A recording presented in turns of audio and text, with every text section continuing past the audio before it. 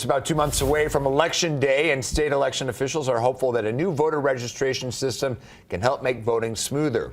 In all 17 counties, these voter registration and election management solution systems, or VREMS, are tied to the state registration database.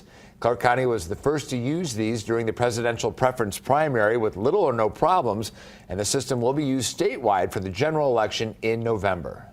Before VREMS, each county had a different election management system and conducted their voter registration with 17 different processes. Some of the counties were running elections on legacy systems, some that weren't even supported by the vendors anymore. While these systems are uniform throughout the state, the actual tabulation systems to count votes are all specific to each county.